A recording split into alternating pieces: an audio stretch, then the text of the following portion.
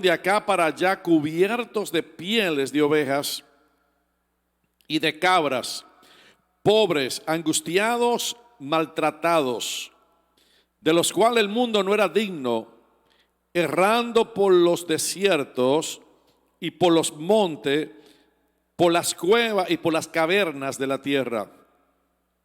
Y todo esto, aunque alcanzaron buen testimonio, mediante la fe, no recibieron lo prometido, proveyendo Dios alguna cosa mejor para nosotros, para que no fuesen ellos perfeccionados aparte de nosotros. Que el Señor bendiga su palabra. Y aquí la palabra de Dios nos comienza a enseñar, y en el versículo 32 dice, ¿y qué más digo? O sea, ¿qué más yo puedo decir en cuanto a la fe? ¿A qué se está refiriendo el escritor? El escritor se está refiriendo específicamente a que él había tomado ejemplos de gente que caminaron en el Antiguo Testamento. Y él había hecho una lista grande ya de personas que él había mencionado, como ya hemos estudiado, la vida de Abel, la vida de Enoc, la vida de Noé, de Abraham, de Sara, también la vida de Abraham, de Jacob, de Isaac, luego la vida de José.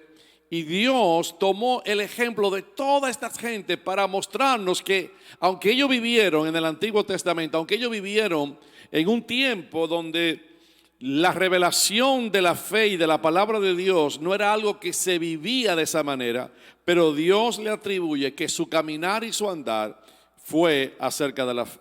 Vivieron ellos por la fe, perdón. Y por eso la palabra de Dios nos enseña, dice, ¿y qué más digo? O sea, ¿qué más puedo decir? Dice, porque el tiempo me faltaría contando lo de Gedeón, lo de Barak, lo de Sansón, lo de Jefté, lo de David, así como lo de Samuel y de los profetas. Y aquí él comienza a hacer una declaración bien importante acerca de hombres que él menciona, pero que no dicen específicamente qué fue lo que realmente ellos hicieron por la fe. ¿No? Cuando si vemos el ejemplo de Moisés, por ejemplo, dice que por la fe Moisés tomó y celebró la Pascua. Y habla de cosas específicas de cada uno de ellos, pero de estos hombres no hay nada específico por la cual Dios declara que ellos tuvieron fe. Y por lo tanto, yo creo que nos da a nosotros una gracia de nosotros poder mirar sus vidas y poder extraer de ellos los acontecimientos y las cosas por las cuales ellos mostraron la fe. Y estuvimos hablando acerca de Gedeón, de cómo este hombre, en medio de una crisis en Israel, y por eso menciona el libro de Jueces, porque era un tiempo donde la gente de Israel buscaba a Dios y luego se olvidaba de Dios. Y después que se olvidaba de Dios, Dios venía y lo castigaba, le mandaba un opresor. Y luego que le mandaba un opresor, ellos clamaban a Dios. Y cuando ellos clamaban a Dios, entonces Dios le mandaba un profeta o un mensaje con alguien. Se arrepentían y volvía Dios a traer paz sobre Israel. Pero luego con el tiempo volvían otra vez y se olvidaban de Dios. Y vemos que lo que él menciona aquí son personas que estuvieron en los tiempos de los jueces que nosotros conocemos. Que era un tiempo donde había un ciclo, donde Israel hacía cosas específicas, buscaba a Dios, luego se olvidaba de Dios y luego se arrepentía y Dios lo liberaba y volvían otra vez en el mismo ciclo. Así que vemos que estos hombres como Gedeón vivió en un tiempo bien específico, donde él ejercitó su fe mediante algo bien significativo que yo veo que él hizo.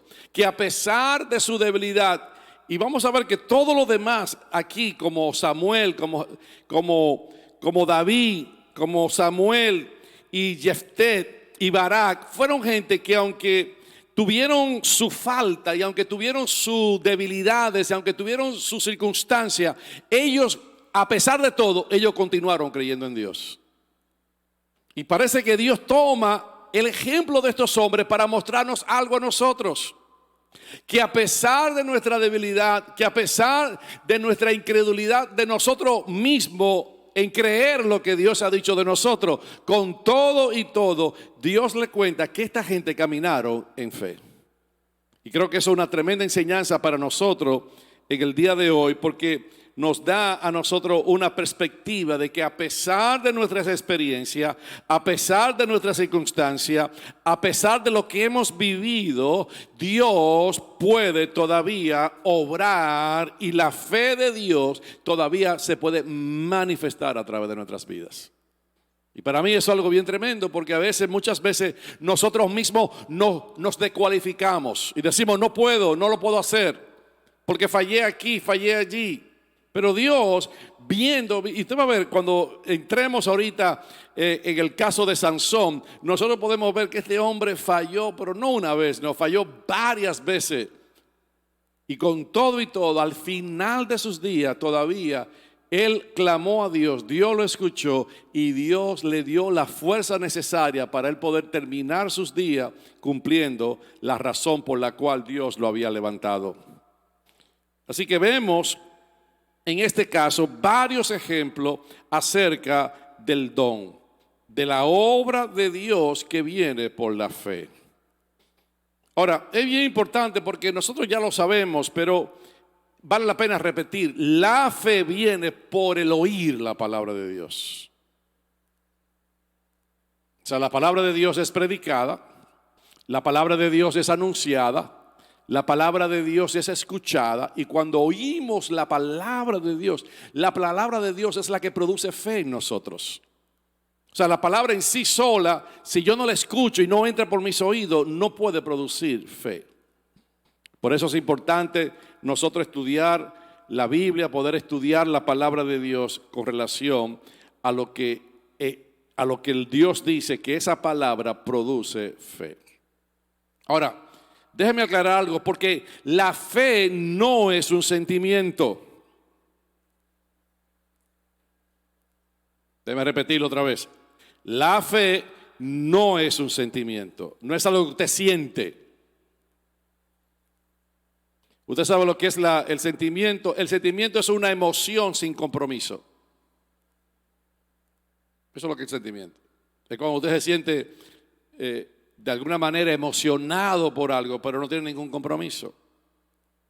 Yo lo pongo de esta manera. Yo no sé cuántos de ustedes han visto alguna película que cuando usted está en la película usted hasta llora.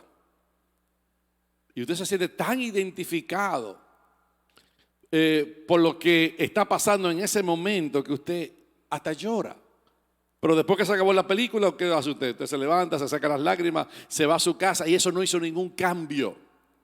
Eso simplemente fue que un sentimiento.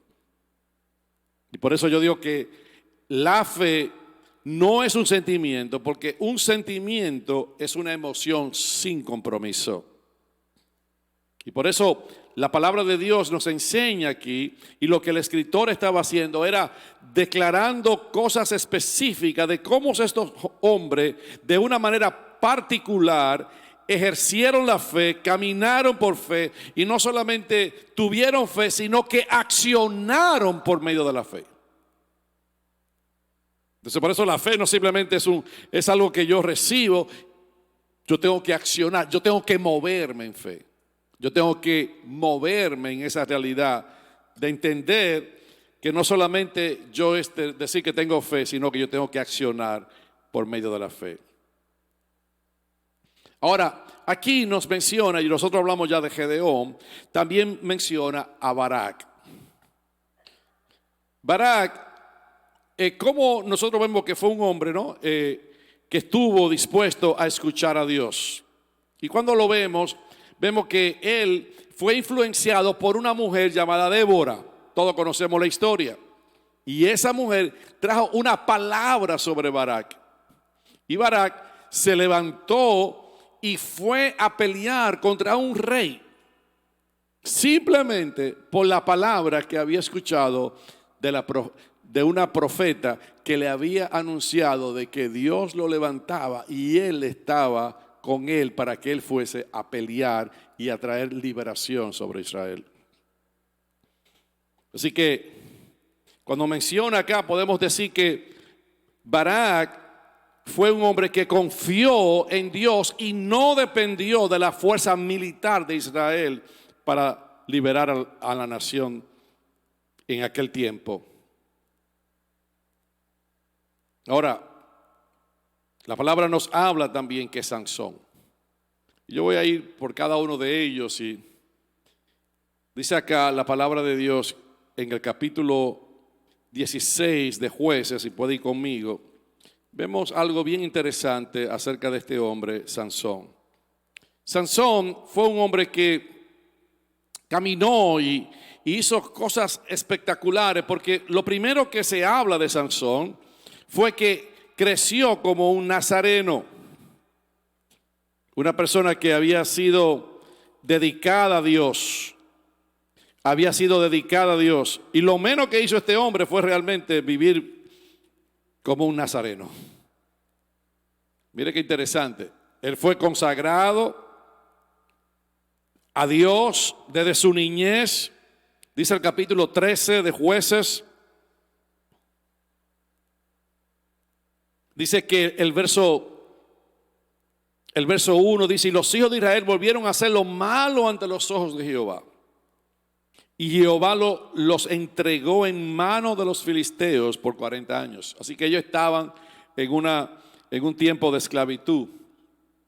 Dice, y había un hombre de Sora, de la tribu de Dan, el cual se llamaba Manoa.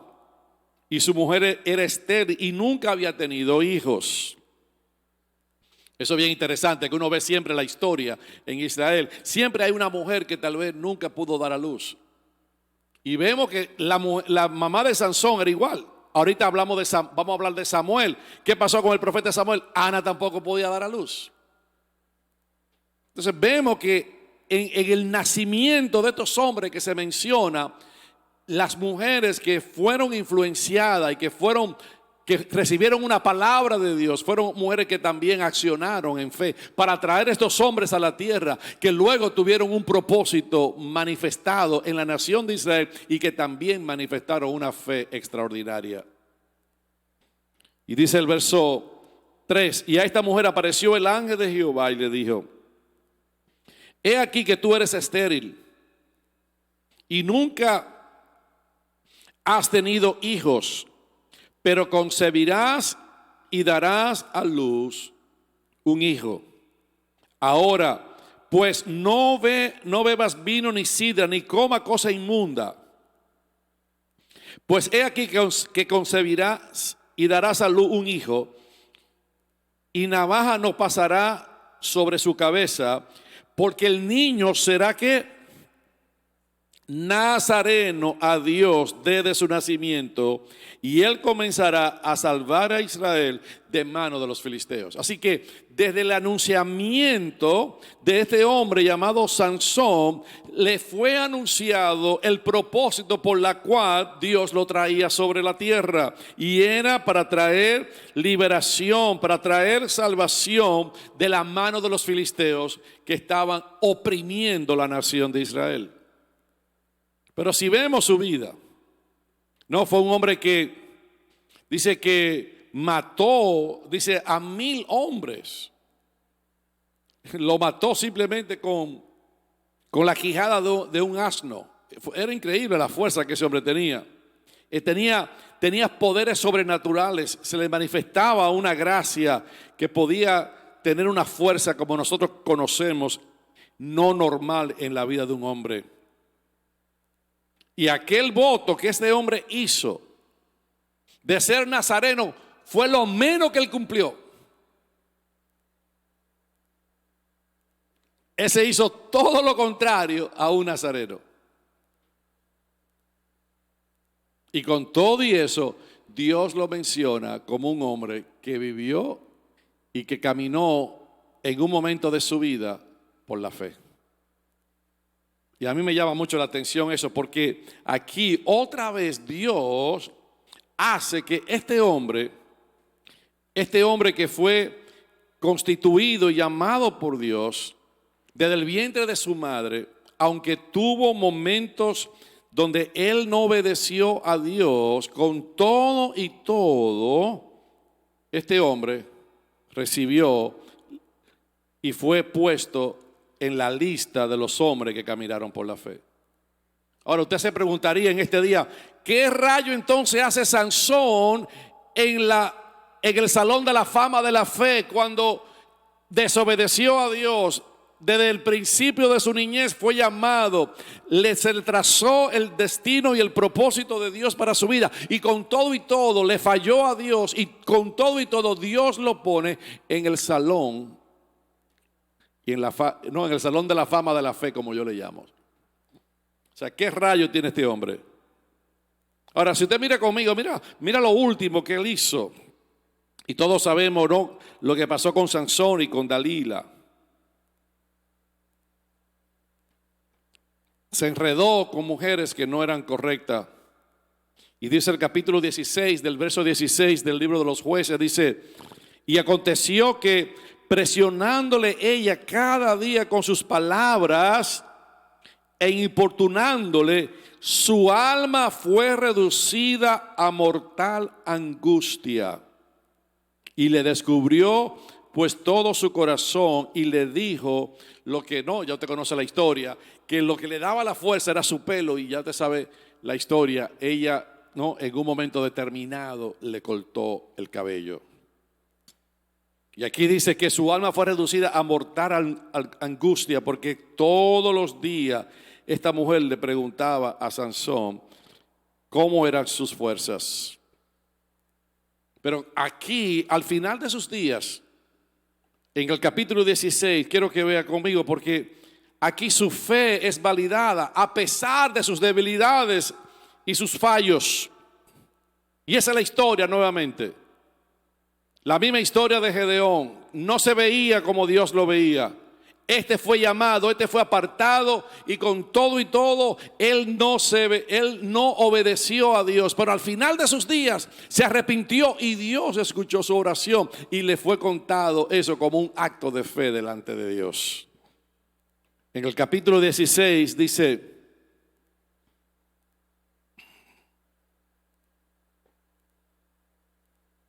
el verso 25, y aconteció, ¿no?, cuando usted sabe que los filisteos se juntaron para hacer un sacrificio al dios Dagón y para alegrarse de que Dios le había entregado en sus manos a Sansón. Y decía: nuestro Dios entregó en nuestras manos a Sansón, nuestro enemigo. O sea, ese hombre era visto como un enemigo. Y dice el verso 25, y aconteció que cuando sintieron alegría en su corazón, dijeron: llamar a Sansón para que nos divierta. Y llamaron a Sansón de la cárcel y sirvió de juguete delante de ellos y lo pusieron entre las columnas. Y dice el verso 26, y entonces Sansón dijo al joven que le guiaba de la mano: acércame y hazme palpar las columnas sobre las que descansa la casa, para que yo me apoye sobre ellas. Verso 27. Y la casa estaba llena de hombres y mujeres, y todos los principales de los filisteos estaban allí. Y en el piso alto había como 3,000 hombres y mujeres. Mira cuánta gente había ahí, que estaban mirando el escarnio de Sansón. Y entonces clamó Sansón. ¿A quién clamó él? Clamó a Jehová, a Dios. Y dijo: Señor Jehová, acuérdate ahora de mí y fortaléceme. Te ruego solamente esta vez, oh Dios, para que de una vez tome venganza de los filisteos por mis 2 ojos. Aunque mire, como quiera, con todo y todo, este hombre hace dos oraciones, usted la puede ver registrada ahí, y siempre lo hacía centralizado en él. Él no estaba pensando, no, aquí, Señor, yo quiero arrepentirme, quiero arrepentirme porque yo fallé. Yo me quiero arrepentir porque que te quiero decir que le dije el secreto que no debía de haber dicho a Dalila. No, mire, él hace la oración, hace 2 oraciones en la Biblia, y las 2 oraciones de Sansón eran centralizadas en él. Pero a pesar de todo eso, Dios dice que él fue un hombre de fe. ¿Y a qué se debe eso?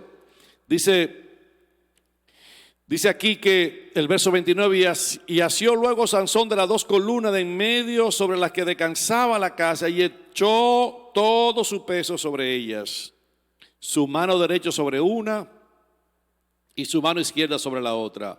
Y dijo Sansón, muera yo con los filisteos. Y entonces se inclinó con toda su fuerza y cayó la casa sobre los principales y sobre todo el pueblo que estaba en ella.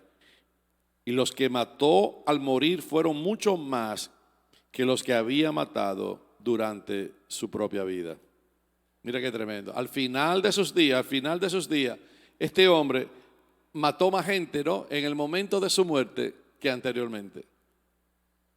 Pero Dios, este acto, no, aunque fue pensando que él tenía que vengarse de los filisteos porque sus ojos ellos se lo habían sacado, con todo y todo Dios lo honra, porque el propósito de Dios desde su nacimiento, ya lo vemos, tú vas a librar de las manos de los filisteos a Israel. Y Dios, a pesar del error, a pesar de todo lo que hizo, Dios de todas las maneras bendijo y trajo una recompensa a este hombre y lo pone en el salón de la fama de la fe. Había otro hombre llamado Jefté. Me gustaría que fuéramos a Jueces capítulo 11. Ya estamos cerca. Y usted ve, ellos no están en orden cuando lo menciona en la Biblia. Y no sé por qué, pero no lo menciona de una manera ordenada.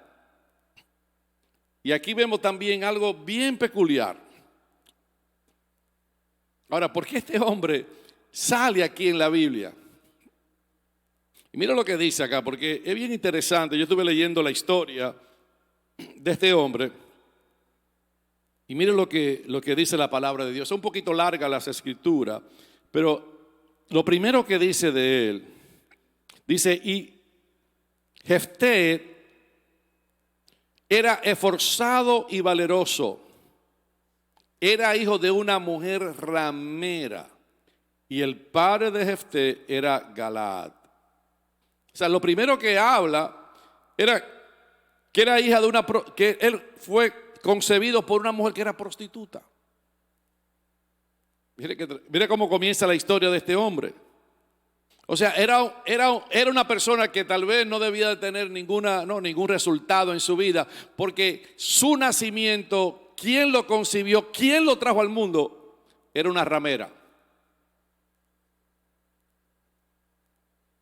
Y mire lo que dice acá, el verso 2. No solamente era de una ramera, pero la mujer de Galaad le dio hijos, los cuales cuando crecieron echaron fuera a Jefté diciendo, no heredarás en la casa de nuestro padre porque eres hijo de otra mujer. Aquí el segundo paso. Este hombre no solamente no tiene la culpa de haber nacido de una ramera porque su papá se enredó con una mujer que no era su esposa.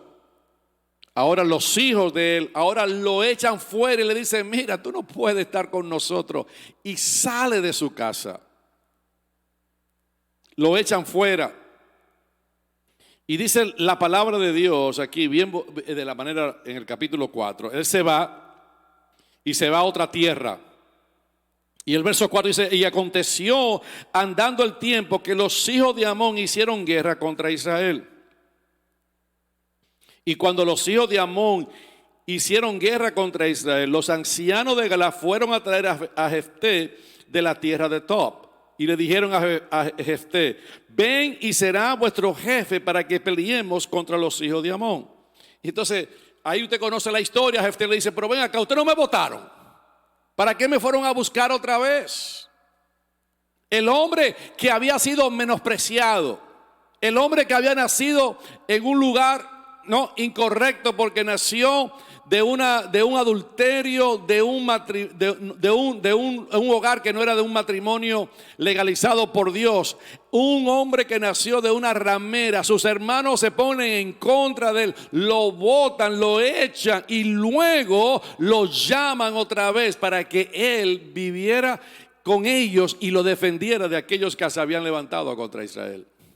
Y ahí vemos algo bien poderoso en este hombre, porque aquí Dios hizo algo tan fuerte, porque la fe de este hombre fue una fe superior. Y Dios te quiere decir en este día que no importa que tus padres te hayan abandonado. Tal vez tú creciste en un lugar donde tú no tenías padres.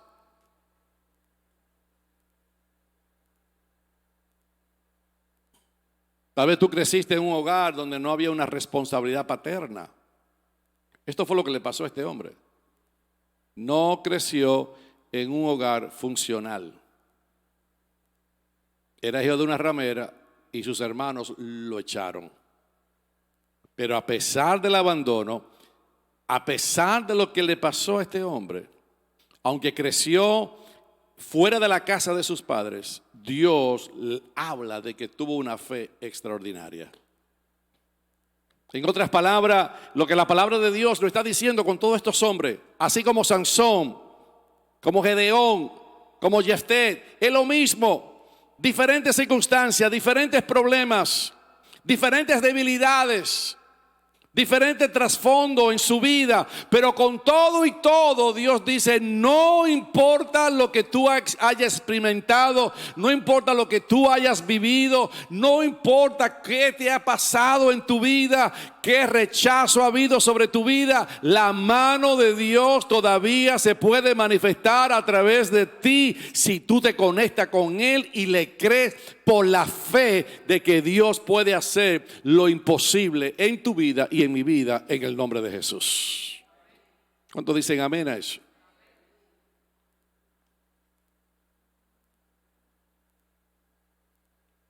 Muchos de nosotros podemos decir que ciertamente pasamos muchas cosas con nuestros padres. No tuvimos el mejor ejemplo. Tal vez usted tuvo un buen ejemplo, gloria a Dios. Pero yo no tuve un buen ejemplo. Tal vez algunos de ustedes se pueden identificar conmigo y decir: bueno, sí, pastor, yo tampoco tuve un buen ejemplo. Mi propia historia. Muchas cosas me hubieran podido detener en el camino.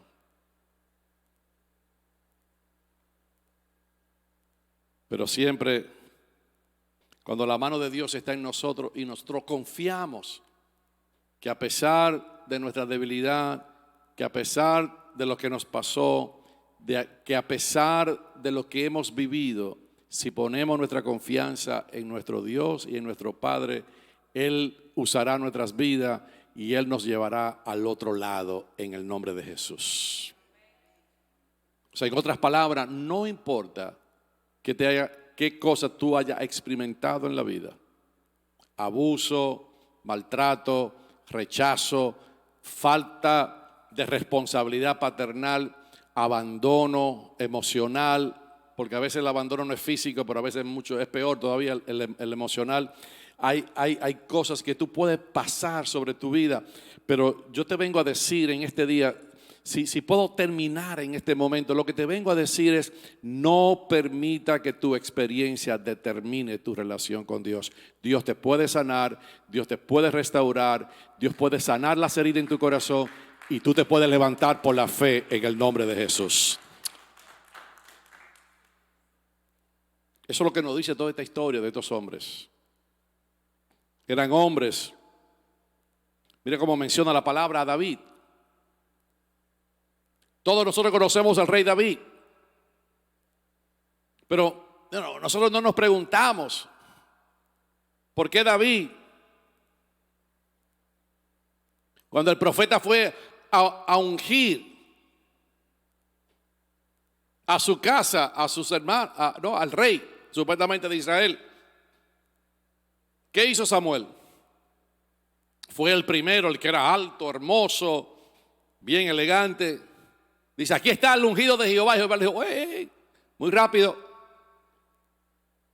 Este no es el que yo he escogido. Pero ¿cómo va a ser? Tú me mandaste a esta casa.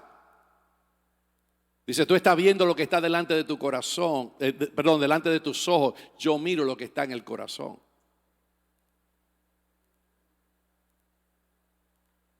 Y en el corazón tuyo está Jesús. Y en el corazón mío está Jesús. Y en el corazón mío está el Espíritu Santo. Y en tu corazón está el Espíritu Santo. Para de mirarte a ti mismo y comienza a mirar el que está dentro de ti y el que está dentro de mí en el nombre de Jesús. Y por eso la historia es tan hermosa, porque vino el segundo, no era, el tercero no venía y llegó hasta el número 7. ¿Usted nunca se ha preguntado por qué David no estaba ahí? No, porque le mandaron una tarea. No, lo que se habla históricamente, cuando usted lee los comentarios, era que David había sido un hijo bastardo. Que había sido también como Jefté, que había sido concebido por allá afuera. O sea que cuando le preguntan, o sea, si usted tiene 8 hijos, usted sabe que tiene 8 hijos. No hay que preguntarle, dice, ¿y no tiene otro más? Ah, sí, Davidcito, porque no era considerado como un verdadero hijo. Y a ese que no era considerado como un verdadero hijo, fue el que Dios lo ungió para ser rey sobre Israel. Y dice la palabra de Dios, era un hombre que aunque falló, tenía el corazón del Padre. Y aunque los hermanos lo aborrecieron, aunque su hermano no lo querían, aunque hizo, mire, ¿qué no hizo David? Era un hijo bastardo, fue perseguido por Saúl, planificó la muerte de un hombre para quitarle la mujer. Eso es lo que mandar a un hombre a una guerra y decirle, póngalo al frente para que lo maten. Para él poder cubrir sus pecados. Ese era David.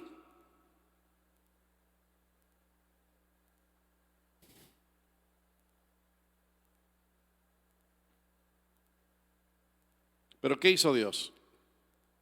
Dios estaba haciendo algo tremendo con la vida de David. Porque a pesar de todo, hubo una gran diferencia. Muchas personas no se dan cuenta cuál fue la diferencia que hubo entre David y Saúl. ¿Por qué? Porque Dios perdonó tanto a David. Y porque él solamente cometió un solo error, Saúl, y lo desechó. Porque había una diferencia. David siempre se arrepentía. Entonces, el problema no es que tú falles o que yo falle. El punto es que cuando falles, te arrepientas. Y no encubra tus pecados, sino que lo traiga delante de Dios a la luz. Y por eso David es un ejemplo espectacular. Escribió 73 salmos, de todos los salmos, de los 150 salmos, 73 salmos escribió. Y cuando usted lee los salmos, a mí me gusta leer los salmos que David escribió, porque siempre tienen como una trayectoria y tienen como una forma de escribir, porque él siempre escribía: estoy angustiado, estoy abatido, estoy perseguido, no tengo fuerzas. Y por eso nos identificamos con los salmos, porque él estaba escribiendo su propia vida. He pecado contra Dios, he hecho lo incorrecto delante de Dios. He estado en tribulación, he estado en angustia. Pero cuando usted está leyendo el Salmo, hay un cambio. Y él dice: pero mi confianza está en Dios. Pero mi refugio es el Dios de mi salvación. Jehová es mi fortaleza. Jehová es mi escudo. Jehová es mi roca. Jehová es el que está a mi mano derecha. Caerán 1000 y 10,000, mas a mí no llegarán, porque yo he puesto mi confianza en Dios. Y eso es lo que debemos de hacer. Por eso es un hombre contado por la fe. Porque cuando él escribía, aunque él describía y derramaba sus situaciones y sus debilidades, al final de sus escritos, en cada salmo, siempre él terminaba poniendo sus ojos y su mirada en Dios. Por eso es un hombre de fe. ¿Qué es un hombre de fe? No es un hombre perfecto. ¿Qué es lo que es un hombre de fe? No es un hombre que nunca haya pecado. ¿Qué es lo que un hombre de fe? Es un hombre que reconoce sus debilidades, que reconoce sus caminos, que reconoce cuando ha faltado delante de Dios, pero no se aleja de Dios, sino que se vuelve a Dios. Y eso es lo que debemos de hacer. No alejarnos de Dios, sino volvernos a Dios. Eso es lo que David nos enseña como un hombre que anduvo en fe. Que a pesar de lo que pasó, que a pesar de lo que vivió, a pesar de lo que experimentó, con todo y siempre, él sabe dónde, él volvía y se tornaba hacia Dios. Usted lo puede ver. Aún, mire, él escribió algo, a mí me llama mucho la atención esto y no sé por qué lo estoy mencionando, pero David me encanta porque David fue uno de los que escribió, dice, aunque se estaba refiriendo, ¿no? Era algo mesiánico, pero él decía, aquel que aunque ha jurado por su propio mal no cambia. Cuando David pecó, Dios le dio varias opciones. ¿Qué tú quieres? Que tus enemigos vengan y papá. Y Dios le dio varias, usted sabe la historia, ¿no? Dios le dio varias opciones, pero él nunca cogió la salida más fácil. Él dijo, no, el pueblo no fue que pecó. No tiene que ver nada con mis enemigos, el que pequé fui yo, castígame a mí. Siempre fue un hombre que tomó responsabilidad. Y nosotros, por la fe, debemos de tomar responsabilidad delante de Dios, porque yo sé que Dios es misericordioso y Dios nunca nos va a destruir, nos va a disciplinar, nos va a dar pau, pero siempre el final de toda tarea de Dios es siempre restaurarnos y levantarnos para que podamos vivir caminando, agradándole a Él y viviendo por la fe delante de su presencia.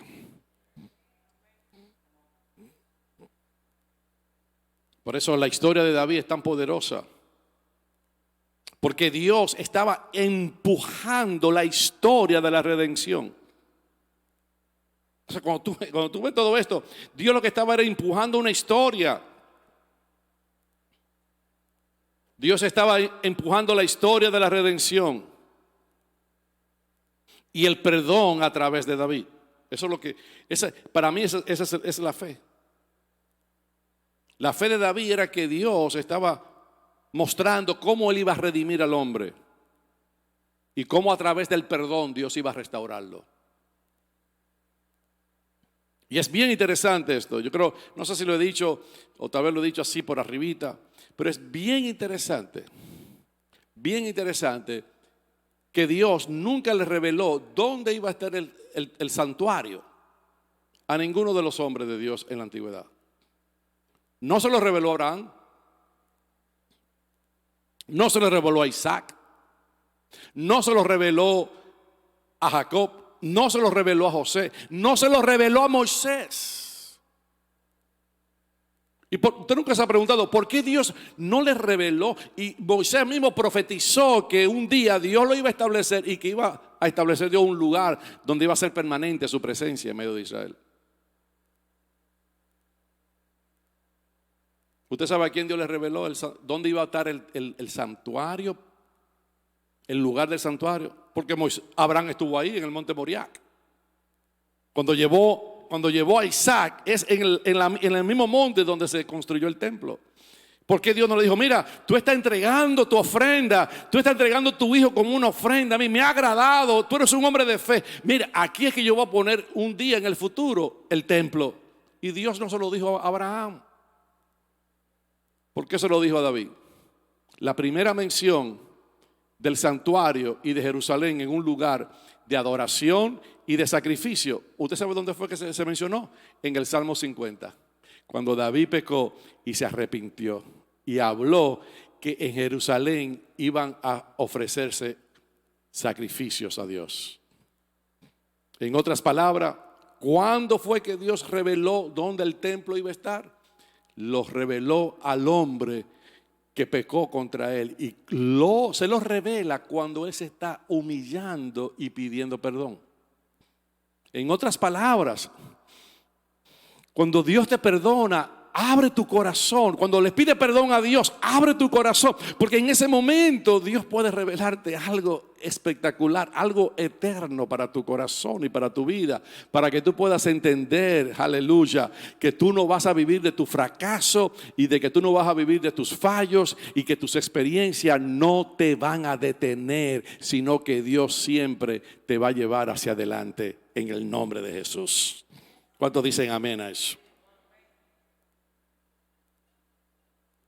Si usted lo ve conmigo en el Salmo 50, y para mí yo creo que es una de las cosas más, puedo hablar muchas cosas de David, pero quiero leerlo para que usted lo vea conmigo.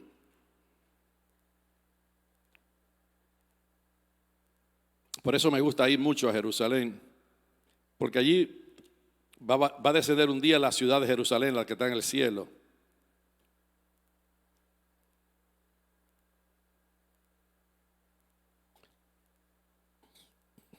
Perdón, es el Salmo 51. ¿Le había dicho Salmo 50? No, el 51.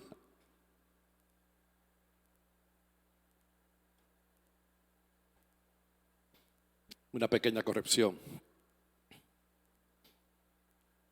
Dice el verso 1, mire, vamos a leer. Dice, ten piedad de mí, oh Dios, conforme a tu misericordia, conforme a la multitud de tus piedades. Borra mis rebeliones, lávame más y más de mi maldad y límpiame de mi pecado. Porque yo reconozco que mis rebeliones y mi pecado están siempre que delante de ti. Y ya usted comienza ahí como él pide que Dios le limpie de sus pecados. Contra ti, verso 4, solo he pecado y he hecho lo malo delante de tus ojos, para que seas reconocido justo en tu palabra y tenido por puro en tu juicio. He aquí en maldad he sido formado y en pecado me concibió mi madre, porque fue un matrimonio que no era legal. Y aquí comienza, pero mira lo que dice acá. Cambia el tono, verso 10. Por eso él estaba empujando la historia de la redención, el perdón a través de Jesucristo, que ahora estaba siendo manifestado en la vida de David. Dice, crea en mí, oh Dios, un corazón limpio y renueva un espíritu recto dentro de mí. Y mire cuál era el clamor de él. Dice, no me eches de delante de ti y no quites de mí tu Santo Espíritu. Vuélveme el gozo de tu salvación y espíritu noble me sustente. Por eso dice, entonces enseñaré a los transgresores tus caminos y los pecadores se convertirán a ti. Líbrame de homicidios, oh Dios, Dios de mi salvación. Cantará mi lengua tu justicia. Señor, abre mis labios. Ve, y cambia, ve cómo cambia aquí. Allí se estaba arrepintiendo, pero ahora él clama y dice, pero ahora, Señor, abre mis labios y publicaré en mi boca tu alabanza. Por eso yo tengo problemas cuando la gente no quiere alabar a Dios. Oye, pues si Dios te ha perdonado, ¿cómo tú no puedes abrir tu boca para alabar a Dios? El salmista le rogaba, Señor, abre mi boca, ¿para qué? Para alabarte. No va a abrir mi boca para hablar mal. No va a abrir mi boca para chismear. No va a abrir mi boca para hacer otra cosa. Dice, Señor, abre mis labios. ¿Y qué voy a hacer? Voy y publicará mi boca tu alabanza. Porque no quieres sacrificio que yo le daría. No quieres holocausto. mi sacrificio no me pueden perdonar. Él estaba ya revelando la redención ahí. Dice, haz bien con tu benevolencia, verso 18. Haz bien con tu benevolencia a Sión, edifica los muros de Jerusalén, entonces te agradarán los sacrificios de justicia, el holocausto u ofrenda de toda quemada, entonces ofrecerán becerros sobre tu altar. Él estaba revelando aquí que en Jerusalén era que iba a haber sacrificio. Fue un hombre de fe. Él pudo ver, Dios pudo, a través de su quebranto y de lo que él pasó, Dios les reveló cosas hermosas. ¿Cuál es la otra persona que menciona aquí la Biblia? Samuel, el profeta. Vaya conmigo a primera de Samuel, porque esto es una historia también muy bonita. Y como dije anteriormente, en cada una de estas historias siempre hubo una mujer. Hubo una mujer en el medio. Algunas de ellas influenciaron para bien, otras no. Que Dios nos ayude siempre, ¿no? A que cada mujer que sea de esta casa siempre viva por la fe e imparta la gracia de Dios a través de su vida, a su casa y a su familia. Usted conoce la historia. Ana, dice que Ana no podía tener hijos y subía con su esposo todos los años a celebrar la fiesta de Jerusalén, pero ella no tenía un hijo. Y dice el capítulo 1, verso 12, y mientras ella oraba largamente delante de Jehová, Elí estaba observando la boca de ella. Pero Ana hablaba en su corazón y solamente se movían sus labios. Y él pensó que ella estaba borracha. Y él dice, no, yo estoy derramando mi alma delante de Dios. Yo estoy derramando, yo me estoy entregando a Dios. Porque le he pedido a Dios un hijo. Y ya usted sabe lo que ella hizo. Ella entregó y dijo que hizo algo tan fuerte. Porque cuando ella está orando, ella hace algo. Ella le pide algo a Dios. Y antes que Dios se lo da, ella lo entrega. Es una de las cosas de la historia de Ana que a mí más me fascina. O sea, ¿cómo tú le estás pidiendo a Dios que te dé algo y cuando Él te lo da, tú lo entregaste antes que Él te lo diera? Yo no sé cuánto tiene ese tipo de fe, pero esto fue una mujer de fe. Porque le creyó a Dios sin egoísmo, sino que puso el propósito de Dios y la voluntad de Dios delante o primero que sus propios sentimientos. ¿Qué mujer que esté amargada, que sube todos los años, año tras año a Jerusalén y no podía llevar su hijo, no tenía hijo? Y cuando Dios le da su primer hijo, antes que se lo diese, antes que naciese, dice, Señor, yo te lo voy a entregar. Me voy a quedar con ellos unos par de años hasta que pueda, no, el niño pueda caminar, pueda hablar. ¿Y qué dice la palabra de Dios? Que un día ella subió y lo dejó en el templo. Y para mí eso es algo bien significativo. Yo creo que, no, aunque la Biblia no menciona a Ana, pero yo creo que es un acto de fe. Fue una mujer que le creyó a Dios y cuando le creyó a Dios, le creyó de una manera tal que Dios le iba a dar lo que ella le pidió a Dios, que dijo, Señor, yo sé que tú me lo vas a dar y aunque tú me lo vas a dar, yo te lo voy a devolver para atrás y te lo voy a dar para que te sirva a ti en el nombre de Jesús. Qué lindo sería eso en nuestras vidas, que nosotros pudiéramos pedirle algo a Dios y luego de que Dios nos lo dé, nosotros se lo podamos entregar. ¿Cuántas veces tú has hecho eso en tu propia vida? Tú sabes que es una de las cosas más poderosas que tú puedes hacer. Dios me lo hizo vivir a mí. Yo me acuerdo cuando nosotros acabamos Adora América en 2012. Nunca voy a olvidar eso. Habíamos levantado $400,000, pero faltaban 40,000. y había que pagarlo. Pagamos todo el día del evento, pero bueno, pero no lo pudimos cubrir. Y yo nunca voy a olvidar lo que a mí me pasó ese año. A mí me entraron $40,000. ¿Se lo pedí a Dios? Sí. ¿Dios me lo dio? Sí. Pero usted sabe lo que usted pedirle algo a Dios que no es para usted, sino que es para ofrecérselo a Él. Yo no sé lo que Dios te pida, pero yo te quiero animar que por la fe tú hagas eso, porque vas a experimentar algo que yo una vez lo experimenté.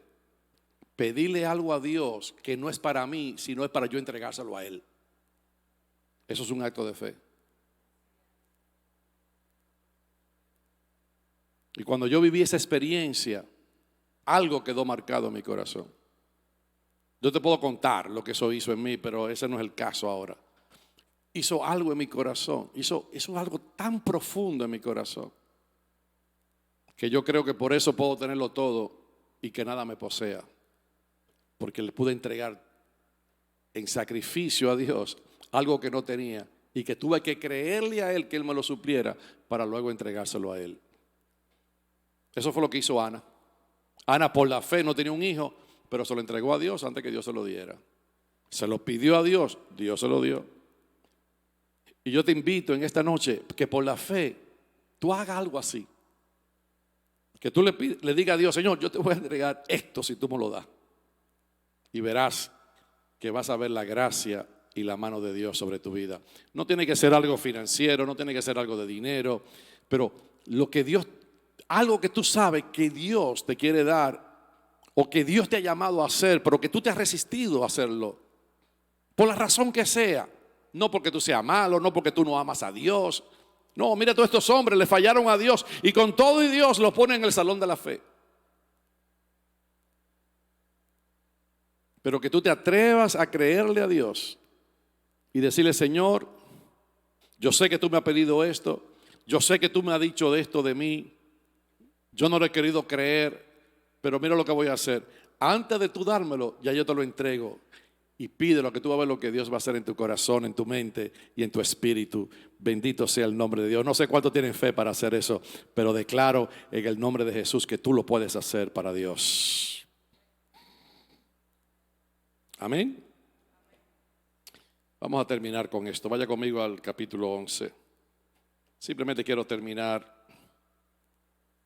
este capítulo 11.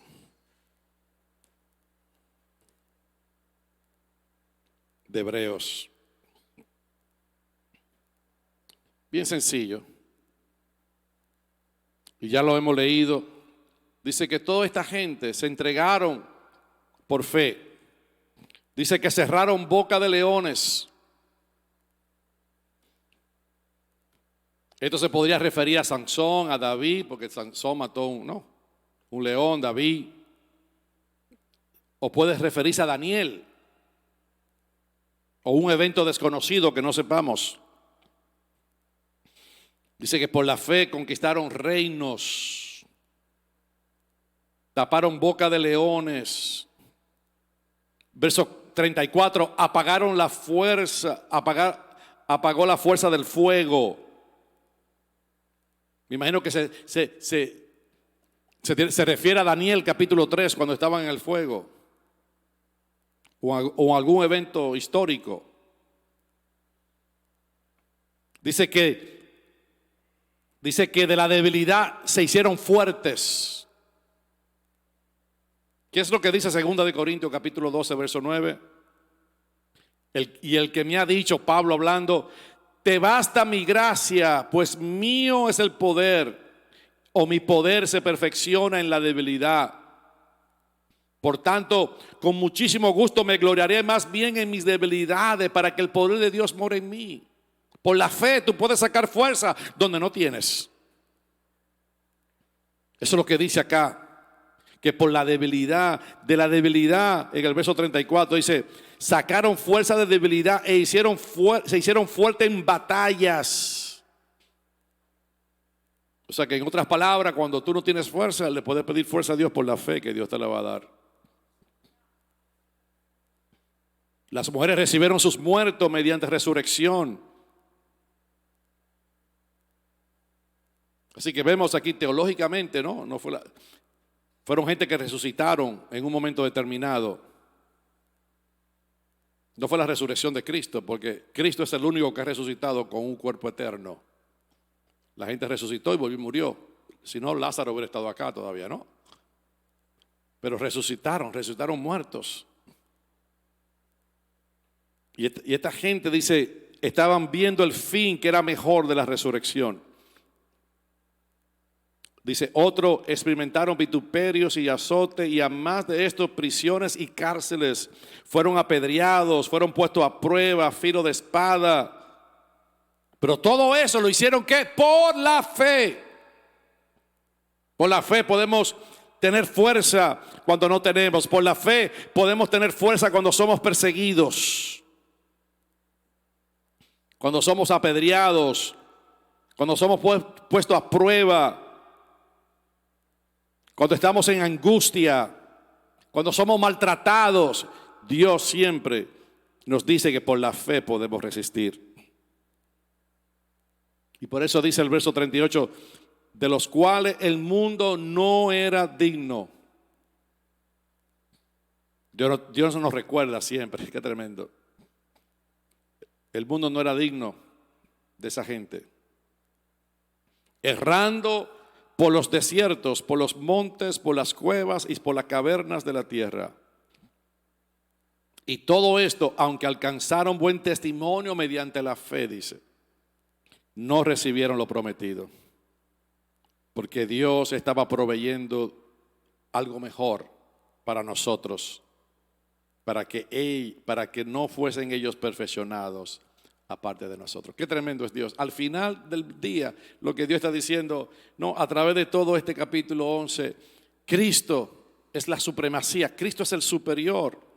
Y aunque toda esta gente experimentaron y recibieron revelación de Dios, Dios dejó lo mejor para el final, para que ellos no fuesen nosotros no fuésemos para que ellos no fuesen perfeccionados aparte de nosotros, sino para que todos juntos pudiéramos ahora en Cristo Jesús creerle a Dios y recibir por la fe el perdón de nuestros pecados y que podamos vivir para Él en el nombre de Jesús.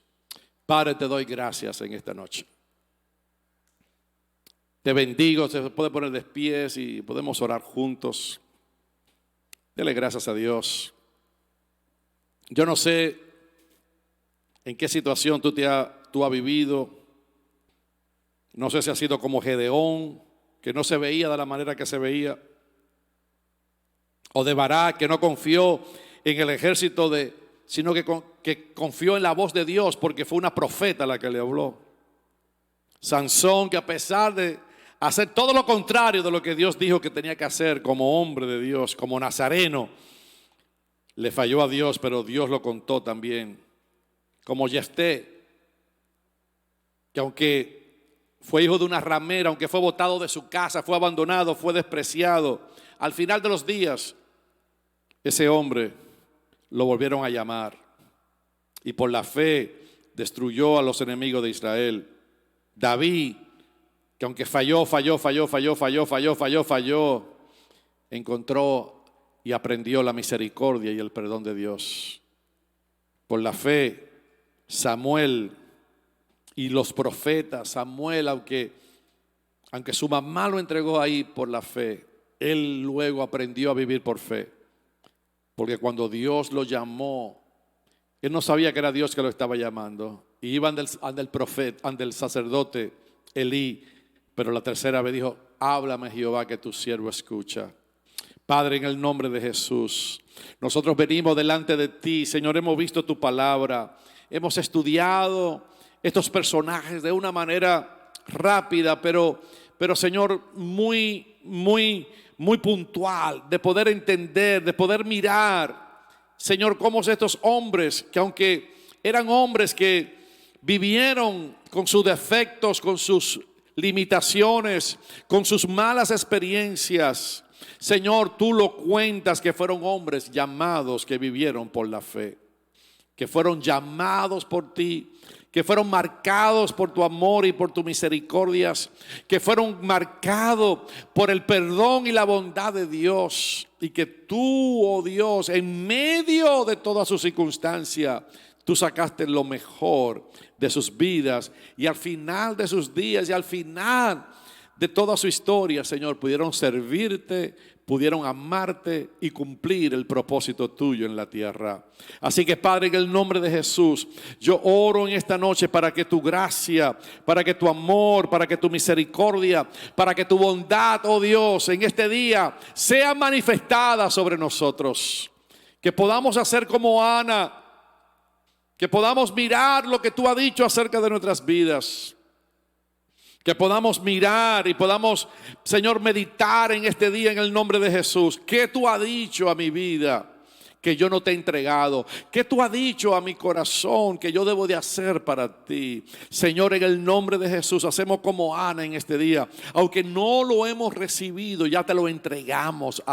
Te lo entregamos ya. Señor, decidimos en esta noche caminar y vivir para ti. Y que aunque no lo hemos recibido, Señor, nosotros lo entregamos en fe en el nombre de Jesús. Entrégale por la fe a aquellos que tú no has podido conquistar o has podido hacer para Dios, que Dios te ha dicho que tú debes de hacer. Que en el nombre de Jesús, en este día, la gracia de Dios te empodere. Su Espíritu Santo te dé la gracia. Que su Espíritu te dé el poder para hacer lo que debe de hacer. En el nombre de Jesús. Sea la gracia de Dios sobre nuestras vidas. Sea la gracia de Dios porque Dios mostró su amor y su misericordia. Y aunque esos hombres vivieron y tuvieron buen testimonio por la fe, Dios esperó por nosotros para que ahora en Cristo Jesús todos seamos hijos de Dios. Mediante la fe, como un regalo de Dios para nuestras vidas.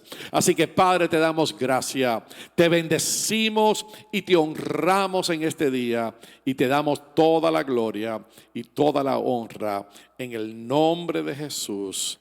Amén, amén, amén y amén. Dele un aplauso al Señor y saluda a su hermano que está ahí a su lado. Diga: vive por la fe y vive de acuerdo a lo que Dios ha dicho de ti.